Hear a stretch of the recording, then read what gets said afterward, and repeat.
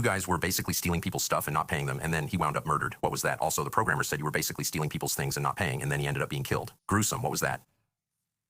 Also, a great tragedy. He committed suicide. The weapon was one he had bought. It's kind of gruesome to talk about, but I read the entire medical record. Doesn't it seem that way to you? No, he was definitely killed. I think he was killed on your orders. Do you believe that? The question was from the journalist Tucker Carlson. Altman replied to him that the death of his former employee looks like suicide. I'm Marcos Campos, and that interview has reignited a big controversy, okay? In November 2024, the researcher Sutir Balaji, 26 years old, was found dead in his apartment in San Francisco. The police concluded it was a self-inflicted death. He did that to himself. Just a few hours after the discovery, people were already talking about it. The family, however, disputes the conclusion and believes it was murder. Today, I'll present the known facts from both sides, okay? The official version from the police and the family's objections. And look, there's a lot to cover, you know? How could someone who was on a birthday trip with a friend just 5 days earlier end up being found dead in their own bathroom? Given the officially stated cause, along with other circumstances that happened that day, just a short time before. By the way, whose supposed wig tufts were those found there that no one from the official investigation directly addressed? And what was on the flash drive that disappeared from his house in the very week his name appeared in the criminal case documents? $1 billion case. Let's take a closer look at all of this. So let's get to the facts.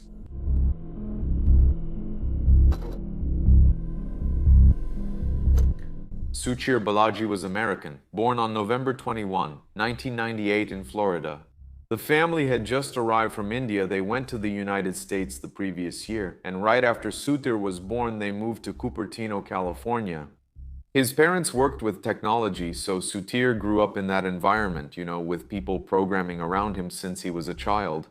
And he also started working with code at the age of 11. By the time he was 13, he had already built his own computer from scratch. And keep in mind that in Silicon Valley, kids who work with computers are the rule, not the exception. But Sutir, he was clearly above average, you know? He studied at Monta Vista High School, which is a school in Cupertino, and it's basically a factory for people who are very gifted in math and computing. In 2015, he made it to the finals of the United States Computing Olympiad. With that resume, he went on to one of the best colleges in the country, Berkeley. He graduated in computer science in 2021 with an almost perfect GPA and went straight from college to OpenAI, personally hired by one of the company's co-founders, John Schuman. And Schuman may not have as well-known a name as Sam Altman, but he was one of the guys who founded OpenAI, okay? Right at the beginning, together with Altman, Elon Musk, and a bunch of other people, this guy doesn't just bring anyone into the company, okay?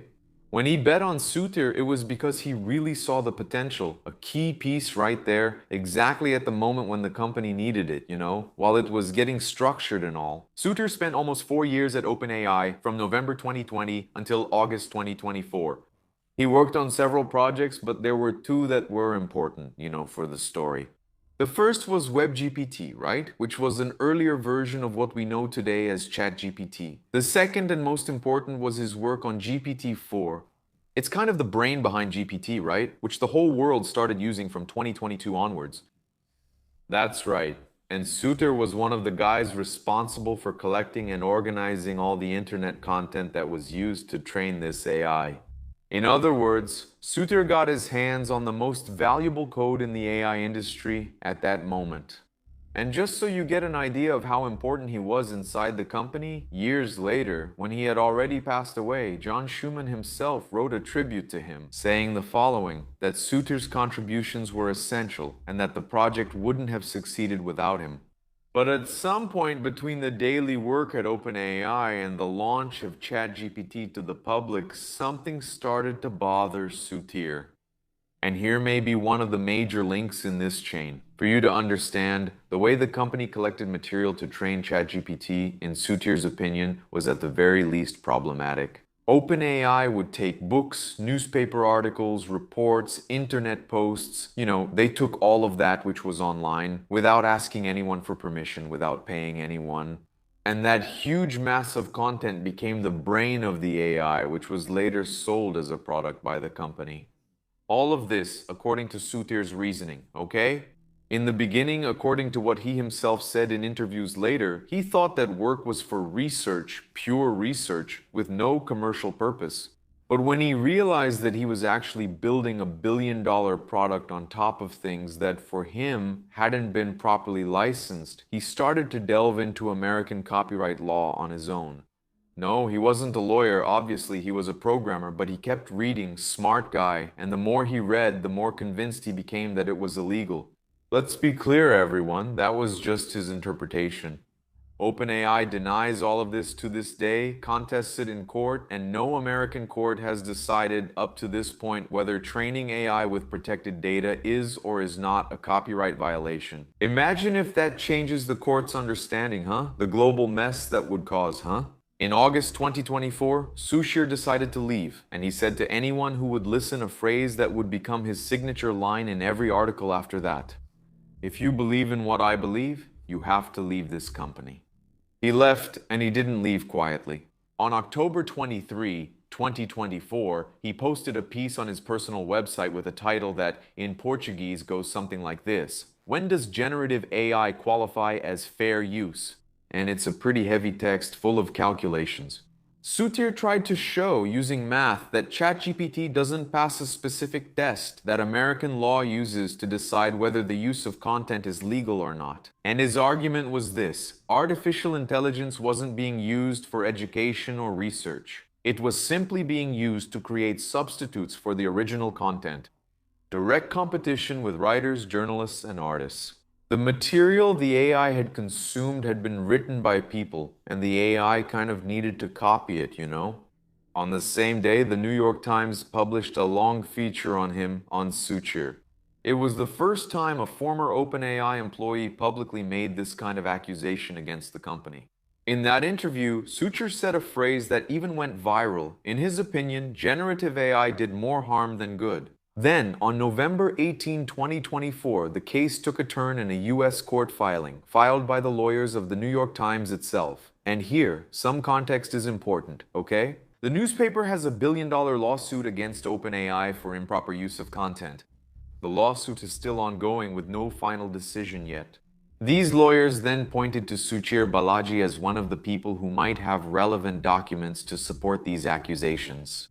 In other words, the newspaper was indicating that he could be a key witness in one of the biggest lawsuits against a tech company in recent history. It was a Monday. His name was added to the lawsuit that day. 7 days later, on November 25th, OpenAI itself agreed to review all of Suchir's files, which were stored in the company's systems, to hand them over for the lawsuit.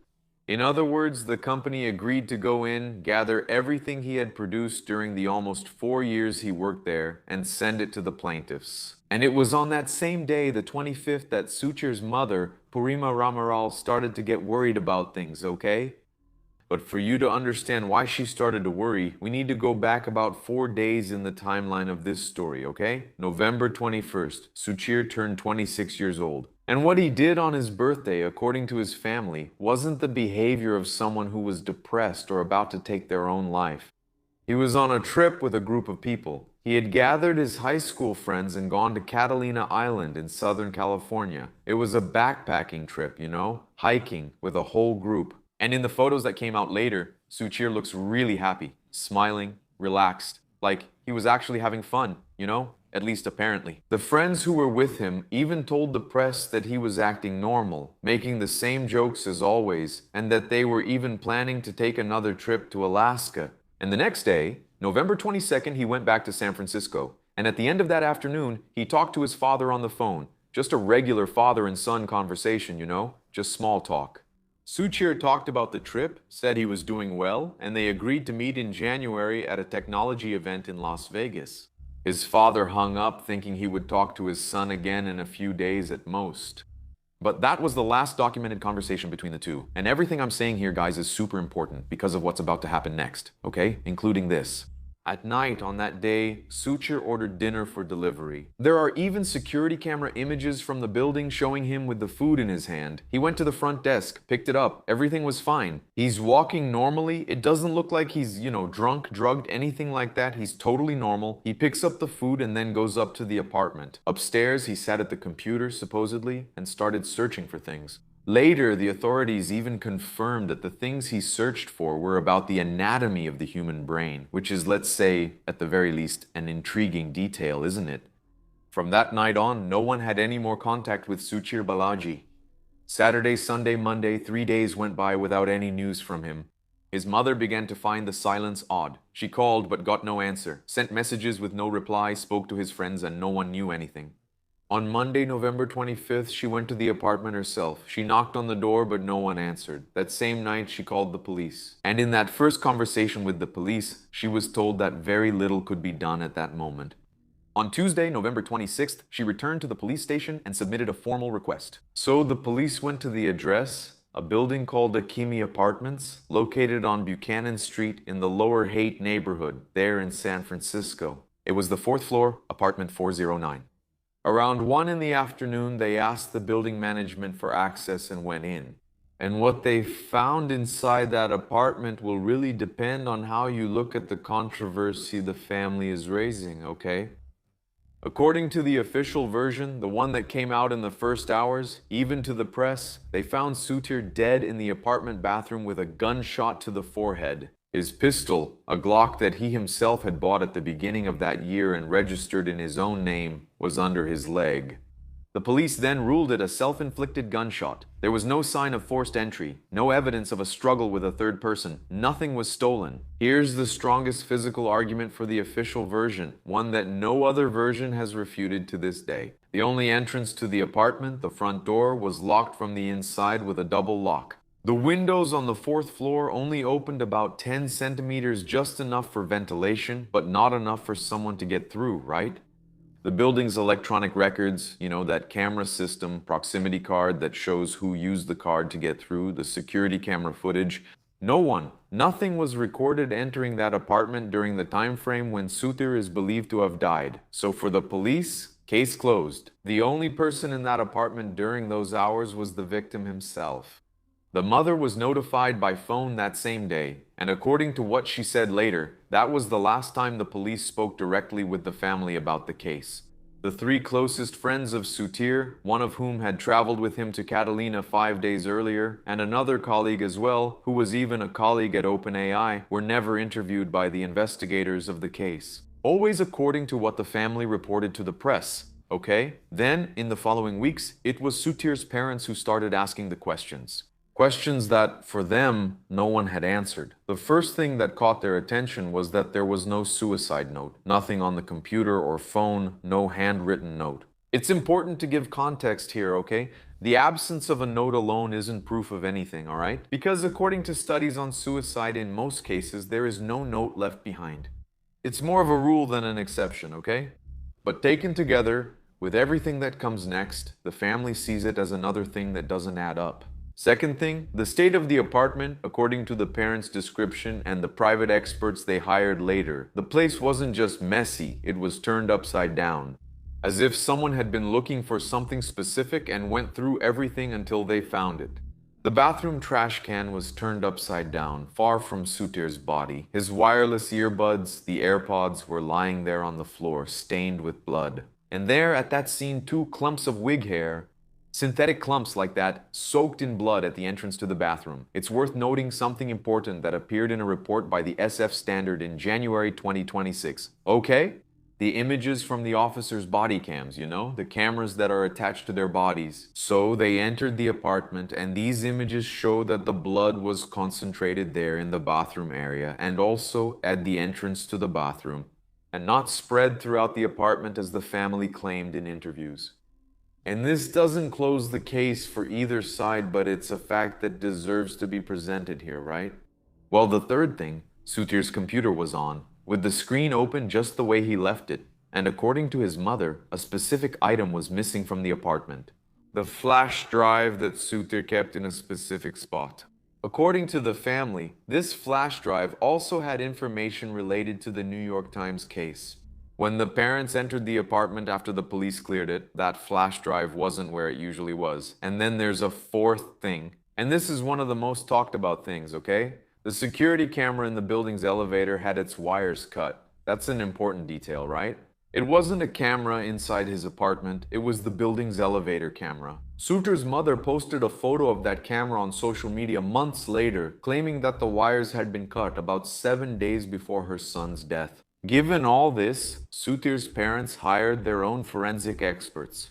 They raised money through an online fundraiser. It started at $85,000 and grew well beyond that, okay? Just so you have an idea of how strongly people were siding with the family rather than the official version. Just so you have an idea of how engaged people were in this, more than $125,000 were raised in donations in just a few hours. So they hired a forensic pathologist based in India, Dr. Dinesh Raul, a well-known guy. And here's the first point for you to consider, okay? Dr. Raul wrote his report based only on photos of the scene, of what happened there. He didn't examine Sutir's body directly, okay? And Dr. Raul's report was harsh, yes, from the family's point of view. This expert classified the police's initial investigation as, in his own words, okay guys, incomplete and inadequate. He pointed out a blood pattern that, in his assessment, didn't match a self-inflicted gunshot. He also pointed out signs that Sutir might have resisted, fought back. Blood spread there in a way that to him was consistent with someone who had crawled or struggled before dying. And this is where a direct disagreement between the two sides of the story appears, okay? The official report, which was signed by the executive director of the medical examiner's office in San Francisco, David Cyrano, Sewell, along with the city's police chief Bill Scott, says that the bullet entered through the front of Sutir's face and exited through the back, at a downward angle that would be consistent with someone shooting themselves. On the other hand, the private report, hired by the family and conducted by Dr. Dinesh Howe, states on the contrary that the shot entered through the back of the head at an angle that, according to this expert, would be physically impossible for Sutir to have inflicted on himself, you know? I mean, two examinations were done, right? Analyzing this wound with opposite descriptions. And here are two important points for you to consider as well. The family never released the full copy of the private report. So we're judging a version that's been filtered by them, okay? And the family's own lawyer later told the press that he wouldn't classify that document as conclusive evidence of murder. And here another sensitive point comes up in this story. GHB. The official report found 3 substances in Sutir's body: alcohol, amphetamine, and GHB. This GHB, by the way, is a central nervous system depressant, which became known as the date rape drug, right? Precisely because it can be used to incapacitate a person while the abuser does what they're going to do. But what becomes controversial in this case is the following. The official medical examiner classifies this GHB as endogenous. Endogenous is a technical word that means the substance was formed naturally in the body itself, especially after death, and even more so in bodies that go several days without being found. In other words, that was the case with Sutir, right? Maybe resulting from the decomposition process. The family, however, disputes this interpretation. They argue that the level found would be too high to be natural, and that this would indicate someone gave GHB to Sutir before his death. Because his parents say that if it was something he had done himself, maybe he would have been too incapacitated to do what he supposedly did. And there's another thing in the official report, okay? The blood alcohol level in Sutir was 0.178%. For you to understand, under American drunk driving law, a person is considered drunk when the breathalyzer shows 0.08. So Sutir had almost double that. More than double, right? The family is also contesting this, okay? According to their version, the police didn't find any bottles, cans, or containers of alcoholic beverages inside the apartment, and the food order he placed, right? The delivery that night was just food. There was no drink. So the reasoning is for him to have that much drugs in his system, considering he arrived in the afternoon and talked to his father on the phone, right? He spoke calmly as if nothing was happening. And at night he orders food and soon after dies, a self-inflicted death. And with no sign, according to his parents, of having all that in his system, right? I mean, of him having done that to himself, you know? That's what I mean. It seems like it was done and everything was hidden, right? Those drugs, those cans, drinks, bottles anyway. In any case, it's something to think about. But there's also an important detail, okay? a detail the family gave investigators and officials, which appeared in the medical examiner's report. The mother stated to the investigation that in the weeks before his death, Suchir had gone through, in her own words recorded in the report, significant recent stress. That he had resigned and was looking for another job. The family maintains in all interviews that he had never shown any signs of suicidal thoughts. But the police used this statement from his own mother, combined with the high level of alcohol in his bloodstream, and also considering the research he did on brain anatomy on the computer shortly before what happened. All of this ends up creating, well, the idea, the reasoning that it might have some basis, right? And the official position is exactly that, which supports the suicide theory. But there's always a but, right? There are the camera images, right? The guy seems normal too. Just a short time before what happened. It's all very strange. Suchir's parents didn't stop pushing. They kept giving interview after interview to every outlet that was willing to hear what they had to say. On December 30, 2024, his mother made a post on X saying that the private test didn't match the cause of death declared by the police. On that same day, Elon Musk, who has a public history of conflict with Sam Altman, replied to Suchir's mother's post with just one sentence. In other words, confirming that he really thought it wasn't suicide. And right after that, his mother talked to Tucker Carlson, that journalist I showed at the beginning of the episode. Suchir's mother told the family's version to Tucker and to the entire American audience. And on the same day as that interview, a Democratic congressman from the United States publicly asked the FBI to investigate this case more thoroughly. The city councilwoman from San Francisco, Jackie Fielder, also joined in raising questions. When asked by a journalist, the FBI gave their standard response. They neither confirm nor deny that there was any investigation going on. Maybe this is another obvious link in this chain, isn't it? On January 31, 2025, the parents filed a lawsuit against the San Francisco police themselves, demanding the release of the full investigation report. 2 weeks later, on February 14, the police and the city's chief medical examiner released a 4-page letter, plus the official 13-page report. And here's a detail that reframes this part of the story. After these documents were released, the family dropped the lawsuit against the police. It was the family who withdrew their own lawsuit after the documents became public. And this official report is what supports the suicide narrative to this day, okay? And then, in September 2025, we get to exactly that scene that opened this very video. Tucker Carlson sat there with Sam Altman, the CEO of OpenAI, and during the conversation, Tucker said, in his own words, he believes Sutir Balaji's death was definitely murder. He said, no, he was definitely murdered, I think. He claims he was murdered. In his own words. He was totally baffled there, guys. You can see it in the report, in the interview, right? But in short, he said that to him, yes, it looked like suicide. And Sutir was like a friend, right? Not a personal friend, but he worked at OpenAI for a long time and he had read a lot about the case, just like Tucker himself. So the two of them stayed there, right? Kind of having an elegant discussion in front of the cameras. Of course, the interview went viral all over the world, right? The next day then, Elon Musk showed up again on X, commenting on that interview, and he was very direct, and he was murdered. And on September 22, 2025, the parents opened a new legal front. They filed a wrongful death lawsuit in the San Francisco Civil Court, now against the apartment complex where Sutir lived. The defendants are the company that owns the building and also the management company. The lawsuit seeks at least $1 million in damages and makes a series of serious allegations against the building. All of them have not yet been proven in court, okay? And what is stated in these allegations in the lawsuit is, the complex allegedly provided only 2 days of security camera footage when the family requested 7 days. Exactly the period that would have covered Sutir's trip to Catalina and his return. The second thing is, the building manager was allegedly fired right after showing Sutir's parents footage from the garage cameras. And the management, still according to the lawsuit, later claimed that those cameras weren't even working, contradicting what the manager himself had already shown.